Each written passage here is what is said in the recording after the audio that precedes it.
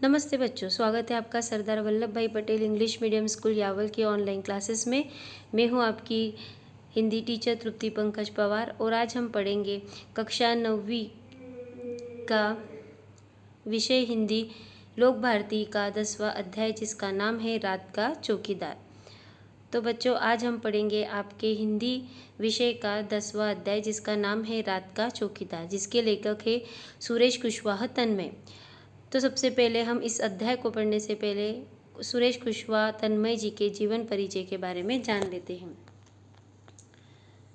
परिचय इनका ऐसा है, इनका जन्म 1 जनवरी 1955 को हुआ था मध्य प्रदेश के खरगोन में। इनका परिचय है, तन्मय जी कवि लेखक के रूप में प्रसिद्ध हैं। उनकी रचनाएं विभिन्न पत्र पत्रिकाओं में छपती रहती हैं। प्रमुख कृतियाँ ऐसी हैं, अक्षरदीप जलाए, बाल कविता संग्रह, छोटू का दर्द, शेष कुशल है, काव्य संग्रह आदि। इस प्रकार से उनकी रचनाएं हैं। गद्य संबंधी हम जानेंगे, गद्य संबंधी जो उन्होंने यहाँ पर दी है उसके बारे में हम पढ़ेंगे। लघु कथा है ये एक रूप में। लघु कथा किसी बहुत बड़े परिदृश्य में से एक विशेष क्षण प्रसंगों को प्रस्तुत करने का चातुर्य है। परिदृश्य मतलब बहुत से प्रसंगों में से किसी एक विशेष प्रसंगों को यहाँ पर प्रस्तुत करना एक लघु कथा के रूप में प्रस्तुत किया जाता है। प्रस्तुत पाठ में लेखक ने चौकीदार के माध्यम से इस पेशे से जुड़े लोगों की ईमानदारी, कर्तव्य निष्ठा को दिखाया है। वही कुछ लोगों की मुफ्तखोरी को दर्शाते हुए जन जागृति करने का प्रयास किया है। तो यहाँ पर जो लेखक है उन्होंने चौकीदार के जीवन के बारे में प्रस्तुति दी है। हम पाठ का पठन करेंगे। दिसंबर जनवरी की हाड़ कपाती ठंड हो, छमाछम बरसती वर्षा या उमस भरी गर्मी की रातें, हर मौसम में रात 12 बजे के बाद चौकीदार नाम का यह निरीह प्राणी सड़क पर लाठी ठोकते, सीटी बजाते, हमें सचेत करते हुए कॉलोनी में रात भर चक्कर लगाते रोज सुनाई पड़ता है। लेखक कहते हैं कि अगर बहुत ज़्यादा ठंडी भी हो या बहुत बरसात भी हो या बहुत गर्मी भी हो, फिर भी हर मौसम में जो चौकीदार होता है वो अपना कार्य करते रहता है। चाहे वो रात 12 बजे के बाद अपनी लाठी को ठोकता है, सीटी बजाता है, उसके वहाँ होने का वह अनुभव हमें कराता है कि आप निश्चित होकर सोए, मैं यहाँ पर हूँ। चाहे कितना भी उसे वहाँ पर परेशानियाँ हों, पर उन परेशानियों के सामने करते हुए वह अपना कार्य करता है। आगे है, हर महीने की तरह पहली तारीख को हल्के से गेट बजाकर खड़ा हो जाता है। साहब जी पैसे, कितने पैसे? वह उससे पूछता है। साहब जी 1 रुपया, रोज के हिसाब से महीने के 30 रुपये हुए, आपको तो मालूम ही है। तो इतना कार्य करने के बाद भी वो जब अपने पैसे लेने या अपने जो महीने का हिसाब होता है वो लेने के लिए जब जाता है तो बहुत ही धीरे से, विनम्रता से वह अपने जो मालिक होते हैं या जहाँ पर वो काम करता है वहाँ के लोगों से बहुत ही तन्मयता के साथ में वह अपने पैसों को मांगता है कि 1 रुपया रोज के हिसाब से 30 रुपये होते हैं, ऐसा वह कहते हुए उनसे मांगता है। तो वह उससे कहते हैं कि अच्छा एक बात बताओ बहादुर, महीने में तुम्हें कितने घरों से पैसे मिल जाते? साहब जी यह पक्का नहीं है, कभी 60 घर से, कभी 50 से, 30 त्योहार पर बाकी घरों से भी कभी कुछ मिल जाता है। इतने में ठीक ठाक गुजारा हो जाता है हमारा। मतलब इतने कार्य होने के बाद भी वो कहता है कि मुझे सब घरों से पैसे नहीं मिलते, कुछ ही घरों से, हाँ त्योहार वगैरह हुआ तो ही मुझे उन बाकी के घरों से भी पैसे मिलते हैं। पर कॉलोनी में तो 100 सवा 100 से भी अधिक घर है, फिर इतने कम क्यों? वो पूछते हैं कि यहाँ पर तो बहुत से घर हैं, फिर तुम्हें बस 50-60 लोग ही क्यों पैसे देते हैं? तो फिर तुम उनके घर के सामने सीटी बजाकर चौकसी रखते हो कि नहीं? उसने पूछा। वो कहता है, हाँ साहब जी, चौकसी रखना तो मेरी जिम्मेदारी है। मैं केवल पैसे के लिए ही काम नहीं करता, फिर उनकी चौकसी रखना हो तो और ज़रूरी हो जाता है। भगवान नहीं करे यदि उनके घर चोरी वोरी की घटना हो जाए तो पुलिस तो फिर भी हमसे पूछेगी ना, और वे भी हम पर झूठा आरोप लगा सकते हैं कि पैसे नहीं देते इसलिए चौकीदार ने ही चोरी करवा दी। ऐसा पहले मेरे साथ हो चुका है साहब जी।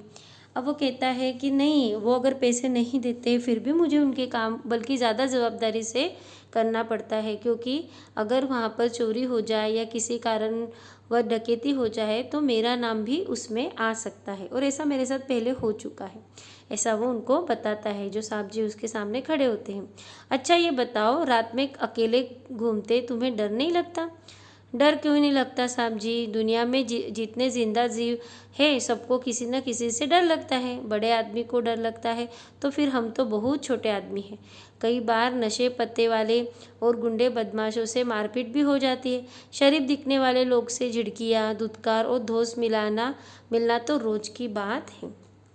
अब वो बताता है कि इतने ईमानदारी से काम करने के बाद भी उसे किन किन परेशानियों का सामना करना पड़ता है, वो किन लोगों से डरता है, कि जिस प्रकार से वह इन अपने कर्तव्य का पालन करते रहता है तो उसे कैसे लोगों का सामना करना पड़ता है।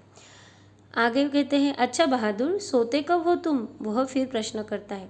साहब जी, रोज़ सुबह 8-9 बजे एक बार कॉलोनी में चक्कर लगाकर तसल्ली कर लेता हूँ कि सब कुछ ठीक है ना, फिर कल की नींद पूरी करने और आज रात में फिर जागने के लिए आराम से अपनी नींद पूरी करता हूँ। अच्छा साहब जी, अब आप पैसे दे दो तो मैं अगले घर जाऊँ। यहाँ पर वो बताता है कि उसकी नींद तो वैसी पूरी नहीं होती, फिर भी वह सोता है, दिन भर सोता है और रात में जागता है।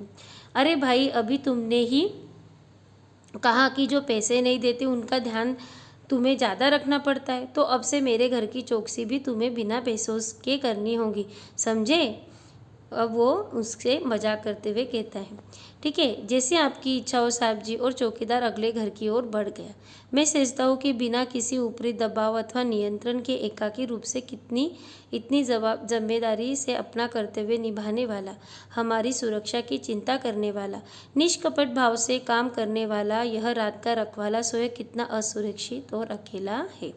तो जो उससे इतने प्रश्न पूछ रहा था, इतने विनम्रता से, उसने उस चौकीदार की बातों को समझ भी नहीं कहा और कहा कि अब मैं भी नहीं पैसे दूंगा, क्योंकि जो पैसे नहीं देते उनका काम तुम जवाबदारी से करते हो। तो यहाँ लेखक कहते हैं कि उनके ऊपर कितना दबाव, नियंत्रण होता है, कितने कर्तव्यों को जो निभाता है, जो सुरक्षा हम सबकी करता है, उसके ऊपर ही कितना वो खुद ही कितना असुरक्षित और अकेला है। मैं रात भर ऊहापोह में रहा, ठीक से नींद भी नहीं आई। सवेरे उठने तक मैं निर्णय ले चुका था। मैंने चौकीदार को बुलाया, उससे कहा, मेरे घर की चौकसी करने का तुम्हें पूरा मेहताना मिलेगा। चौकीदार ने सलाम किया और चला गया। मैंने चैन की सांस ली और उसके प्रति श्रद्धा बढ़ गई। अब जो लेखक है वो कहते हैं कि मैंने उसे इतना कहने के बाद भी कि तुम्हें मेहताना नहीं मिलेगा, तुम मेरी घर की बिना मेहताने की भी मेरे घर को संभाल सकते हो, इतना कहने के बाद भी उसने एक बड़ी विनम्रता के साथ उत्तर दिया, ठीक है।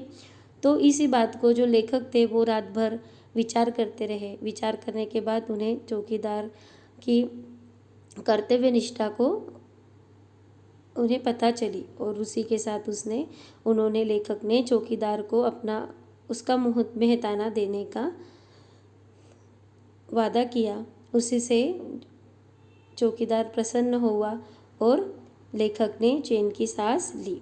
इसी प्रकार हमारे जो देश में या हमारे जो समाज में बहुत से लोग ऐसे कर्तव्य का पालन करते हैं, जैसे हमारे डॉक्टर्स हो गए, चौकीदार हो गए, पुलिस ऑफिसर्स हो गए। ये सभी बड़ी कर्तव्य निष्ठा से हमारे समाज की रक्षा करते हैं, तो हमें उन सभी के प्रति अपने आदर भावना रखनी चाहिए। इसी के साथ आपका यह अध्याय समाप्त होता है। धन्यवाद।